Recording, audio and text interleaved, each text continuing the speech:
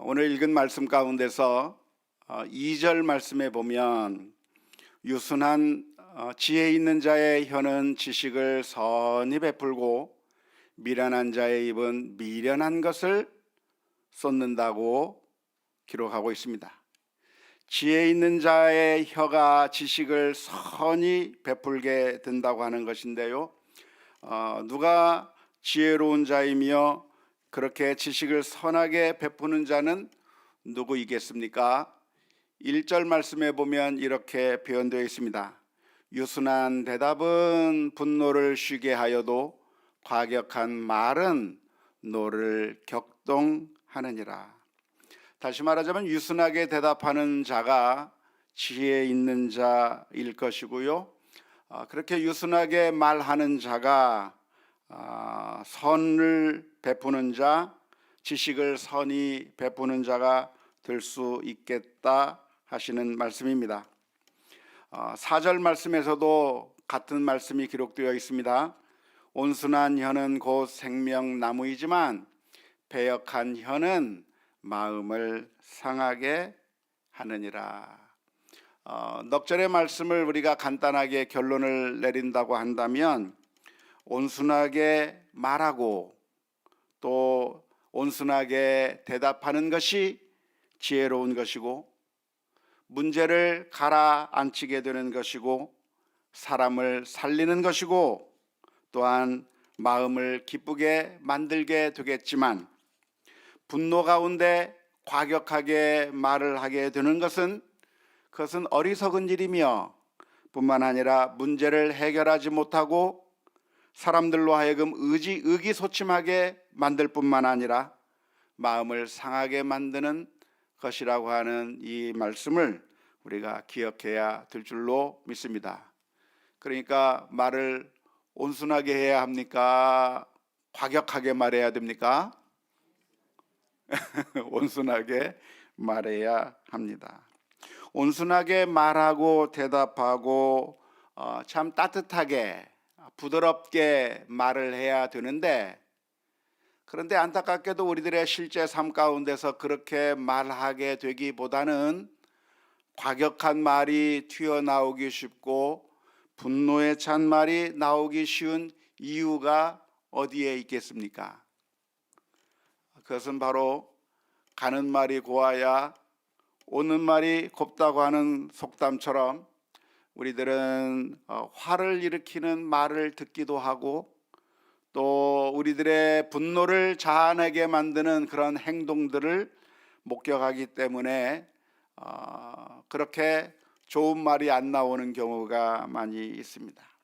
이 세상이 정말 좋은 일들만 가득하다고 한다면, 이 세상이 우리가 원하는 대로 잘 돌아갈 수만 있다고 한다면 나쁜 말, 과격한 말 하고 싶은 사람이 어디 있겠습니까?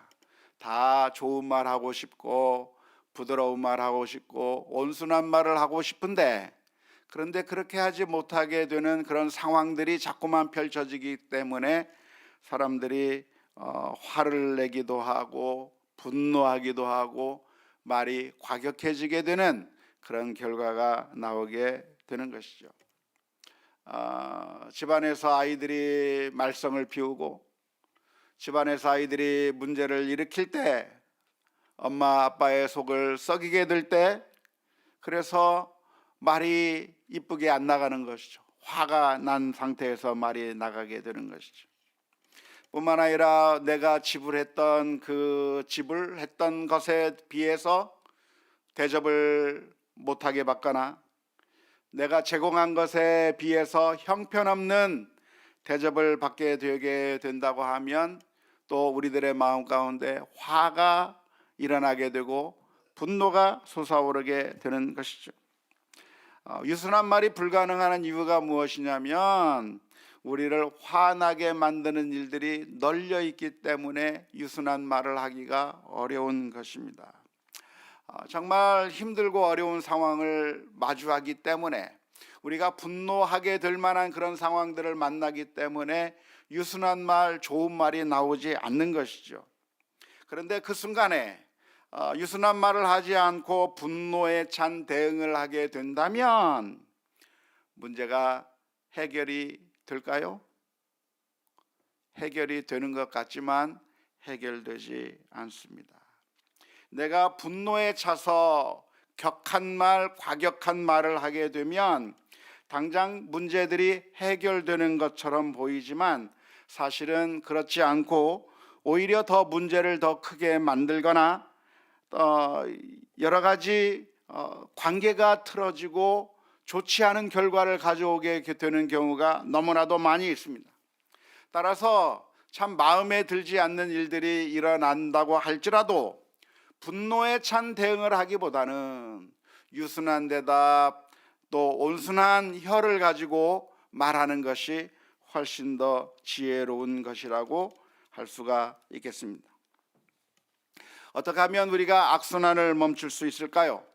그것은 바로 용서와 사랑으로 대하게 될 때 악순환을 멈추게 되는 것입니다. 누군가 나에게 나쁜 짓을 하고 좀 마음에 안 드는 모습들을 보여주게 된다고 한다면 거기에 따라서 우리가 즉각적으로 반응하는 것이 아니라 그것을 품고 이해해주고 온순하게 대한다고 하면 그 악순환이 멈추게 되는 것이죠. 구약의 법 가운데 눈에는 눈, 이에는 이라고 하는 그런 법이 있습니다. 이 구약의 법이라고 하는 것은 사실 아주 놀라운 법이었습니다. 왜냐하면 아주 옛날, 아주 먼 옛날에는 복수를 어떻게 했냐면 몇 배로 갚아주는 겁니다. 눈을 다치게 하면 눈만 상하게 하는 것이 아니라 죽여버리고요. 이를 다치게 하면 이로 갚는 것이 아니라 완전히 다리를 부러뜨리기도 하고요.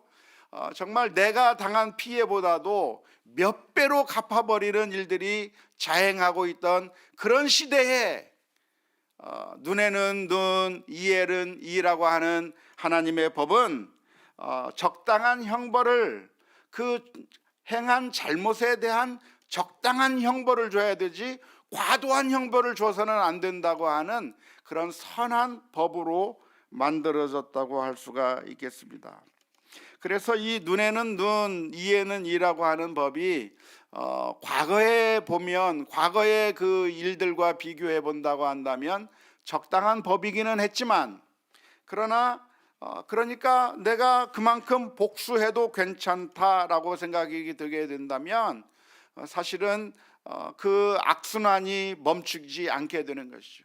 이 사람이 나에게 눈을 다치게 만들면 내가 눈을 다치게 만들고 나를 한 대 때리면 나도 또 한 대 때리고 하면서 서로 그렇게 응징하면서 살아가는 사회는 정말 삭막한 사회가 되어버릴 수밖에 없는 것이라고 하겠습니다. 마하트마 간디라고 하는 인도의 성인은 이런 이야기를 했습니다. 눈에는 눈으로 대응하면 온 세상 사람이 눈멀게 될 것이다. 아주 멋진 말 아닙니까? 예수님께서 하신 그 말씀을 이 마하트마 간디가 아주 멋진 말로 표현을 한 것이죠. 눈에는 눈으로 갚지 말고 이에는 이로 갚지 말고 용서하라고 하시는 그 주님의 말씀을 마하트마 간디가 아주 재치 있고 아주 멋진 말로 만일 눈에는 눈으로 대응하기 시작하면 온 세상 사람들이 다 눈이 멀게 될 거라고 하는 말로 그렇게 재치 있게 표현을 했습니다. 이 표현을 보니까 저도 좀 재치 있게 하나의 표현을 한번 만들고 싶은 생각이 들더라고요. 그래서 제가 하나 만들어 봤습니다. 어떻게 생각하시는지 모르겠습니다. 이에는 이로 대응하면 치과 의사들만 좋아할 거다. 아무튼 이러한 눈에는 눈, 이에는 이라고 하는 복수의 법칙으로 우리가 움직이게 된다고 하면 그러면 계속해서 악순환이 이루어질 수밖에 없고 관계는 끊어져 버리고 그리고 마음은 상해버리고 더 이상 아무런 해결책도 없이 삭막한 세상이 되고야 말 것입니다. 그런데 그런 상황 가운데서 그런 악순환의 고리를 어떻게 끊을 수 있는가? 오늘 잠언서 15장 1절의 말씀에서 말씀해 주는 것은 유순한 대답은 분노를 쉬게 하여도, 유순한 대답이 그 분노를 쉬게 만든다는 것.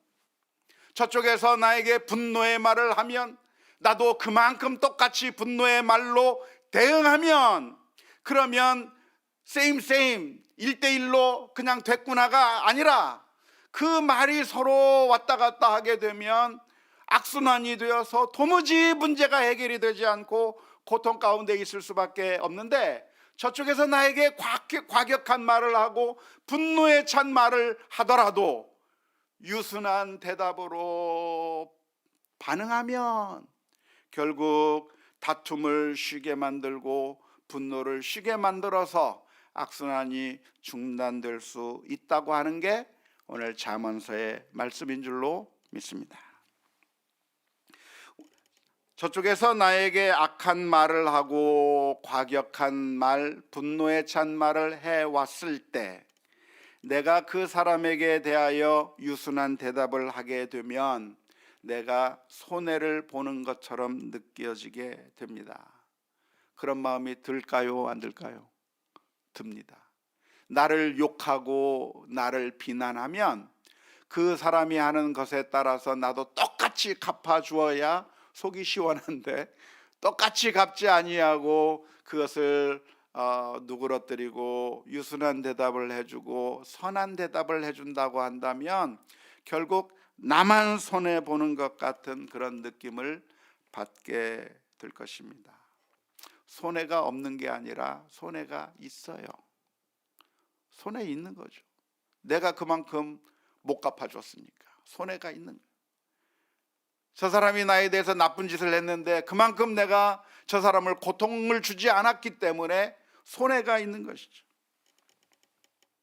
하지만 손해를 입었기 때문에 그 손해를 보는 것에 대해서 기분이 나빠서, 그래서 분노의 반응으로 그 사람에게 대응을 하게 되면 손해가 완전히 없어지는 게 아니라 오히려 더 큰 손해가 만들어지는 거죠. 이미 엎질러진 물이에요.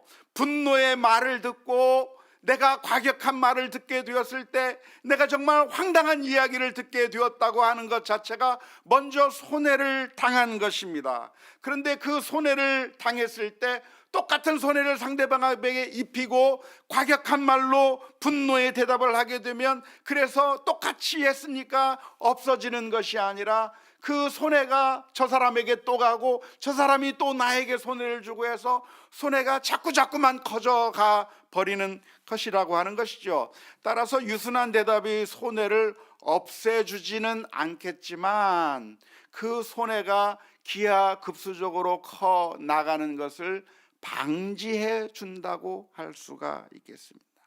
분노를 쉬게 함으로써 더 이상 문제가 확대되지 않게 만들어 버리는 것이죠.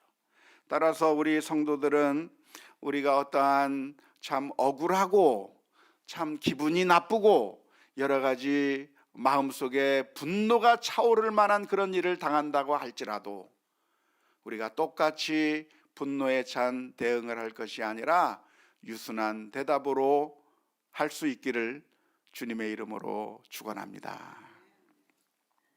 그런데 유순한 대답이라고 하는 것이 무엇일까요? 그리고 그 유순한 대답은 어떻게 가능한 것이 되겠습니까? 유순한 대답이라고 하는 것은 우리들의 목소리의 톤을 낮추는 것으로서 가능한 것일까요? 누군가 화를 내면서 이야기하면 그렇게 똑같은 억양으로 똑같은 톤으로 대응하는 것이 아니라 마음을 차분히 하고 천천히 그리고 조용히 여유롭게 대답하기만 하면 유순한 대답이 되는 것일까요? 물론 그렇게 하는 것도 도움이 될 것입니다. 소리를 높이기보다는 차분하게 마음을 가라앉히고 평정심을 유지하면서 조용조용히 이야기하는 것이 많은 도움이 될 것입니다. 하지만 진짜 유순한 대답이 무엇이냐면 그렇게 목소리를 낮추는 것만이 유순한 대답이 아니라 진짜 유순한 대답을 위해서는 몇 가지 전제가 필요합니다. 첫 번째 전제는 무엇이냐면 내가 상대방을 완전히 이해하지 못한 부분이 있을 거라고 하는 깨달음입니다. 내가 저 사람을 완전히 이해하지 못했기 때문에 나에게 분노의 마음이 솟아오르는 겁니다. 화는 어디서부터 솟아오르는가? 내가 그 사람을 완전히 다 알지 못했기 때문에 화가 나는 거예요.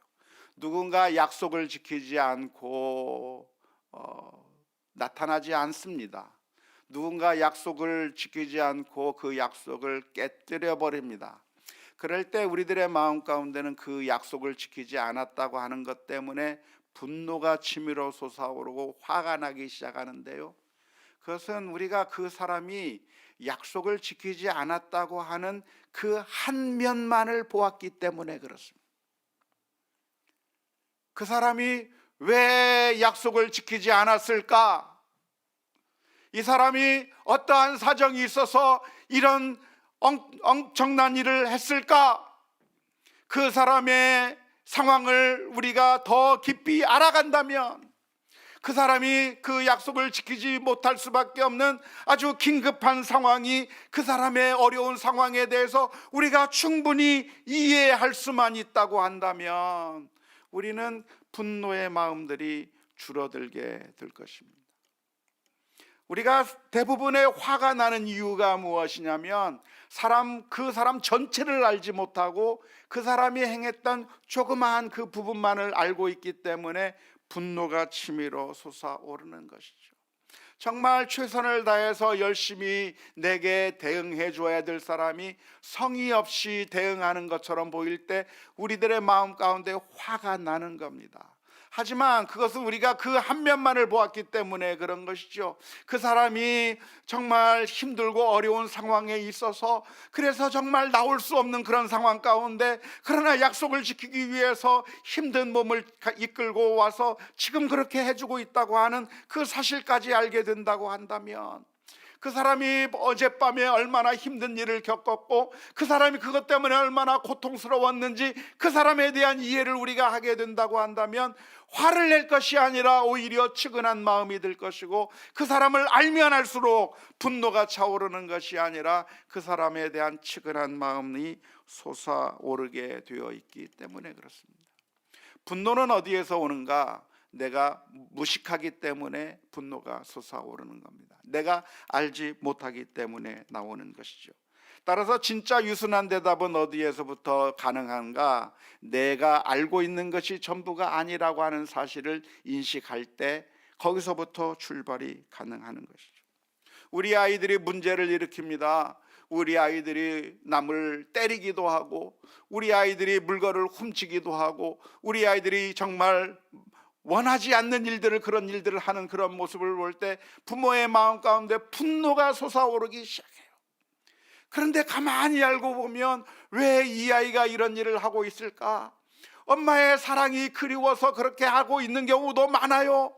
이런 일을 하게 되는 그런 특별한 그 아이의 심리적인 상태가 있어요. 학교에서 정말 힘들고 어려운 일을 당했기 때문에 그렇게 그 마음이 그렇게 표현되는 경우도 있고, 정말 그 아이의 심정을 우리가 제대로 이해할 수만 있다고 한다면 화나는 것이 아니라 오히려 측은한 마음이 들고 그 아이를 감쌀 수 있는 마음들이 생기게 될 텐데, 우리가 완전히 이해하지 못해서 우리들의 마음 가운데 분노가 솟아오른다고 하는 사실을 먼저 기억해야 할 것입니다. 따라서 우리는 조급하게 알아보지도 않고 무조건 성을 내는 것은 옳지 않습니다. 야고보서 1장 19절의 말씀에 이렇게 기록하고 있습니다. 내 사랑하는 형제들아, 너희가 알지니 사람마다 듣기는 속히 하고 말하기는 더디하며 성내기도 더디하라고 말씀하고 있습니다. 말하기를 더디하고 천천히 하고 성내기도 천천히 하라고 하는 이야기, 더디하라고 하는 이야기는 무엇입니까? 말을 천천히 해야 한다는 얘기입니까? 그게 아니라 말하기 전에 알아보라는 거예요. 성내기 전에 살펴보라는 거예요. 분노가 생기면 생기는 즉시 쏟아버릴 것이 아니라, 마음에 안 드는 것이 있으면 무조건 말하기부터 할 게 아니라, 왜 저런 상태인가 살펴보고 이해하려고 하고 또 알아보고 전후사정 다 알아보고 정말 그 사람의 어떤 상태인가 다 알아본 다음에 그 다음에 화를 내도 괜찮다는 것인데, 그런데 알아보면 화낼 일이 없어요.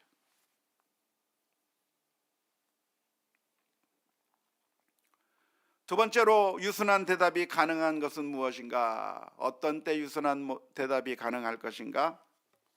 그것은 바로 우리 주변에 있는 모든 사람들이 하는 일들이 결국은 하나님께서 섭리하시는 가운데 발생하고 있다고 하는 사실을 인정할 때 우리는 유순한 대답을 할 수가 있습니다.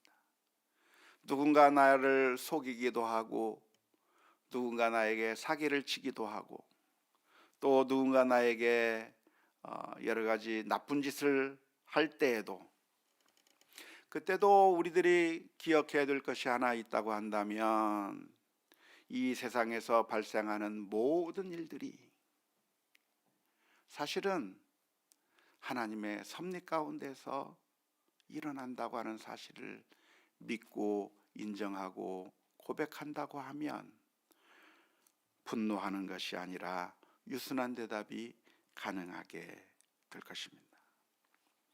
다윗은 피난길에 올랐을 때 다윗을 향해서 욕하는 시므이를 만나게 됐습니다.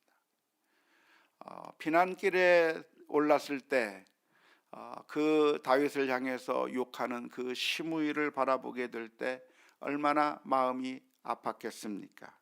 하지만 다윗은 그 순간에 그 시므이를 보면서 화나는 대로 시므이에게 응대한 것이 아니라 유순한 방법으로 시므이를 바라보았습니다. 어떻게 바라볼 수 있었는가? 사무엘하 16장 11절 12절 말씀에 보면, 또 다윗이 아비새와 모든 신하들에게 이르되 내 몸에서 난 아들도 내 생명을 해하려 하거든 하물며 이 베냐민 사람이리야 여호와께서 그에게 명령하신 것이니 그가 저주하게 버려두라. 혹시 여호와께서 나의 원통함을 감찰하시리니 오늘 그 저주 때문에 여호와께서 선으로 내게 갚아주시리라. 자신을 욕하고 있는 그 시므이를 보면서 하나님이 시므이로 하여금 나를 욕하게 만들었다, 그것을 본 거예요. 억울하지만 그냥 억울한 게 아니라 하나님의 손에 붙들려 하나님께서 사용하는 도구가 되어서 나를 욕하게 만들었고, 내 죄를 깨닫게 만들고, 나로 하여금 회개하게 만들고, 나로 하여금 나의 연약함을 볼 수 있는 그런 눈을 가지게 하기 위해서 하나님께서 저 시므이를 사용하셨다라고 하는 관점으로 바라보게 됩니다. 누군가 나에게 나쁜 짓을 한다면 하나님께서 나를 혹시나 책망하려고 저 사람을 사용하는 것은 아닌가? 하나님께서 저 사람으로 하여금 나를 이렇게 인도하시는 것은 아닌가? 하나님께서 모든 것을 다스리고 통치하신다고 하는 사실을 인정하게 될 때 우리는 과격한 말이 아니라 유순한 대답으로 대답할 수가 있는 것이죠. 요셉도 마찬가지였습니다. 요셉의 겪었던 일들은 얼마나 정말 마음이 아픈 일입니까? 형제들이 그를 죽이려고 들었고 노예로 팔아버렸습니다. 그런 사악한 일을 했던 그 형제들의 모습을 볼 때 그 형제들에게 원수를 갚고 싶은 마음이 왜 그 마음 가운데 인간적인 마음이 안 들겠어요? 하지만 그 요셉의 마음 가운데 하나님의 손길을 바라보는 겁니다. 하나님께서 나를 이곳에 세우려고 형을 사용하여 나를 애굽 땅에 팔아버렸구나. 저 보디발의 아내가 나를 감옥에 넣었고 나를 이런 힘들고 어려운 고난의 길을 겪게 만들더니 결국에는 하나님께서 섭리하셔서 결국 나를 선하고 옳은 길로 하나님께서 나를 빚어나가시는 그 모습을 바라보게 될 때 원망하고 싸우는 것이 아니라 유순한 대답으로 하게 되는 것이죠. 세 번째로 우리가 유순한 대답을 할 수 있는 이유가 있다고 한다면 그것은 바로 우리가 하나님의 용서를 받았다고 하는 사실 때문입니다. 우리는 하나님을 향해서 죄악을 범했고 주님을 향해서 배반했고 하나님의 뜻대로 살지 않은 사람들이었는데 놀랍게도 하나님께서는 우리들의 죄와 허물을 용서하시고 하나님의 자녀로 삼아 주셨습니다.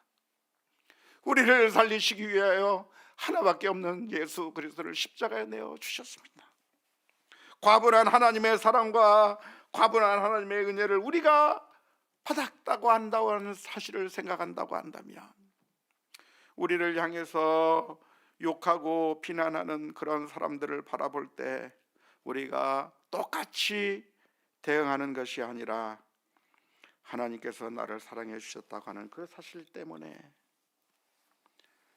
감사의 마음으로 유순한 대답을 할 수 있게 되는 줄로 믿습니다.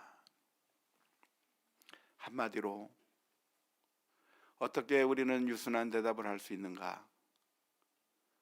하나님을 믿어야 돼요. 말로만 하나님 믿는다고 말할 게 아니고 말로만 교회 다닌다고 말하는 게 아니라 정말로 하나님이 내 하나님이구나. 정말로 그 하나님이 나를 위하여 그 아들을 내어 주셨구나. 정말로 그 하나님이 나를 사랑해 주셨구나. 그 하나님을 제대로 믿으면 유순한 대답이 나오지 않을 수가 없는 거죠. 오늘 우리들의 삶 가운데서 원수를 갚으려고 하는 마음과 악한 생각들이 자꾸만 나오는 이유는 우리가 하나님을 믿지 못하기 때문입니다. 우리가 하나님을 바라보고 있지 않기 때문에 그렇고 하나님의 사랑을 생각하지 않았기 때문입니다. 우리에게 여러 가지 일들이 있다고 할지라도 그 모든 것들을 내가 내 힘과 능력으로 원수를 갚아버리고 복수하고 그리고 화를 내면서 그 문제를 해결하려고 하다가 우리는 더 깊은 나락으로 떨어질 수밖에 없게 되겠는데요.